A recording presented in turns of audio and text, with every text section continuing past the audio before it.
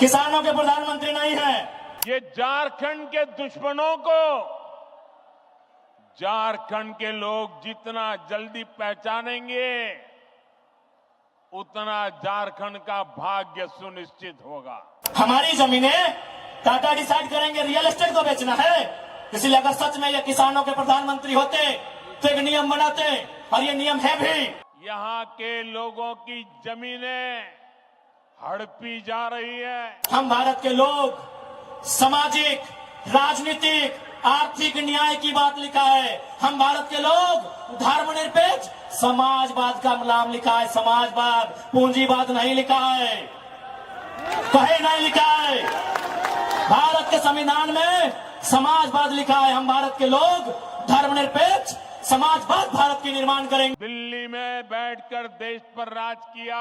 क्या नहीं दिया हमने विकास के नाम पे? विकास के नाम पे हमारा कत्ल हुआ, विकास के नाम पे हमारा गांव उजाड़ा गया, विकास के नाम पे हमको लूटा गया। और आज अगर हम सवाल करेंगे तो आप हमें उग्रवादी जैसे शब्दों से नवाजेंगे। तो आज ये बात जान लीजिए, भले आज ये आपका समय है क्योंकि प्रधानमंत्री आपके हैं। सही बात है, किसानों के प्रधानमंत्री नहीं है। भले आप भावनाओं में वोट देते हैं, आज फिर किसान आंदोलन कर रहा है। किसान 700 मर चुके हैं। ये किसानों के प्रधानमंत्री नहीं है। अगर ये किसानों के प्रधानमंत्री होते तो एक रूल बनाते। 1984 तक टाटा ने जो 15,000 एकड़ जमीन का अधिग्रहण किया है, उसमें मात्र 3,000 एकड़ में प्रोडक्शन का काम हुआ है। मात्र 3,000 एकड़ में कंपनी का एस्टेब्लिशमेंट किया गया है। यदि ये देश और ये वर्तमान के प्रधानमंत्री अगर किसानों के होते तो एक फरमान जारी करते कि बाकी जो आपके पास 12,000 एकड़ बचा है उसे पोल्ट्री फार्म खोलना है। क्या उसे पोल्ट्री फार्म खोलना है? जी नहीं, रियल एस्टेट को बेचना है। हमारी जमीनें टाटा डिसाइड करेंगे रियल एस्टेट को बेचना है। इसलिए अगर सच में ये किसानों के प्रधानमंत्री होते तो एक नियम बनाते, और ये नियम है भी। बकायदा न्यायालय में चर्चा हो चुका है कि यदि किसी कंपनी ने जमीन लिया है और उस जमीन पे काम नहीं हुआ है तो रैयत को वापस लौटाना चाहिए। टाटा ने 15,000 एकड़ जमीन लिया है, मानते हैं 3,000 एकड़ पर इन्होंने काम किया है। चलिए 3,000 एकड़ एक्स्ट्रा, अभी भी 10,000 एकड़ जमीन है जो इनके कब्जे में है, वो यहाँ के रैयतों को वापस मिलना चाहिए। तब मानेंगे ये गांधी का देश है, तब मानेंगे किसानों का देश है। आप बोलेंगे हम मान लेंगे, दीजिए 10,000 एकड़ जमीन वापस, तब मानेंगे किसानों का देश है, तब मानेंगे महात्मा गांधी का देश है। आज और तमाम जितने भी IAS, IPS मिनिस्टर, आज अगर मैं साफ कहूंगा कि संविधान की जितनी हत्या उग्रवादी आतंकवादी करते हैं उससे कहीं ज्यादा वो IAS, IPS और मिनिस्टर संविधान की हत्या करता है जो पूंजीपतियों का साथ देता है। क्यों पता है?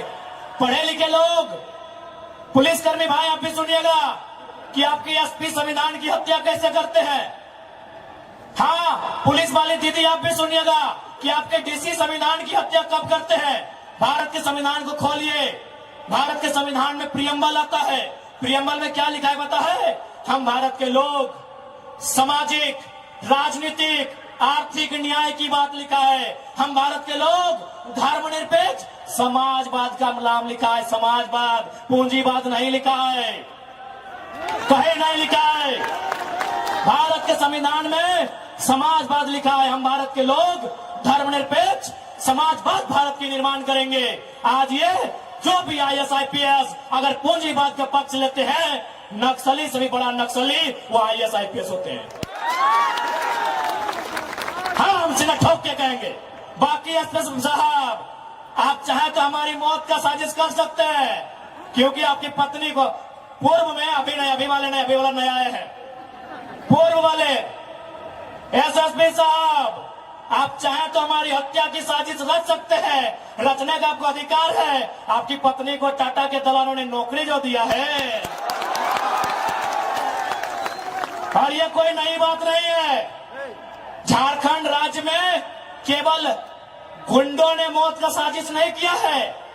बगोदर के एक विधायक थे, नाम अगर आप नहीं जानते तो सुन लीजिए, कॉमरेड महेंद्र सिंह, उनकी हत्या में एसपी का हाथ था, सीना ठोक के कहते हैं आज भी गांव में लोग कहते हैं कि कॉमरेड महेंद्र सिंह की हत्या में उस समय जो भी थे, क्योंकि हम लोग उस समय अंडा थे, अंडा मेरा छोटा बच्चा थे, हमें आइडिया नहीं है, जो भी थे, जिस भी जिला के थे, झारखंड में 24 में से एक एसपी का हाथ था महेंद्र सिंह की हत्या में। तो ऐसे लोग जिनकी पत्नियों को, जिनके बच्चों को ये लोग नौकरी देंगे, वो हत्या करने से पीछे कैसे हटेंगे? तो सुन लीजिए महोदय, चूंकि आपकी योग्यता का हम सम्मान करते हैं, आपकी प्रतिभा का सम्मान करते हैं, आपकी एजुकेशन का सम्मान करते हैं, लेकिन एक बात कहेंगे, हम गरीब लोग हैं, बद्दुआ नहीं देते हैं, लेकिन हमारे दिल से एक हाय निकलती है, उस हाय से याद रखिएगा, ये विधाता आपको कभी माफ नहीं करेगा। अरे भाई, अगर हिम्मत नहीं है तो काहे गर्व से बोलते हैं कि आईएएस आईपीएस बन के आए हैं? अगर Tata, Vedanta, Birla, BCCL, CCL, Ambani, Adani, Usha Martin, TISCO, Telco, अगर उनकी गलत नीतियों से आपको लड़ने का हिम्मत नहीं है तो काहे खुद को आईएएस आईपीएस की गिनती करवाते हैं? चपरासी बनिए, चपरासी बनिए। और हम ये भी मानते हैं कि आज आपके पास शक्तियां हैं, अरे बहुत अच्छा, क्या कीजिएगा, ऐसे भी तो हमारा कत्ल होता आया है, हम कत्ल होते होते हम मरते मरते परेशान हो चुके हैं, हमने बहुत कत्ल देखा है, जितना अंग्रेजों ने हमें नहीं सताया है उससे कई ज्यादा गुना कॉर्पोरेट ने, भ्रष्ट आईएएस आईपीएस ने, भ्रष्ट मिनिस्टर ने और भ्रष्ट डोबो जैसे सीओ ने हमें सताया है। अरे आप क्या कीजिएगा, कीजिए ना।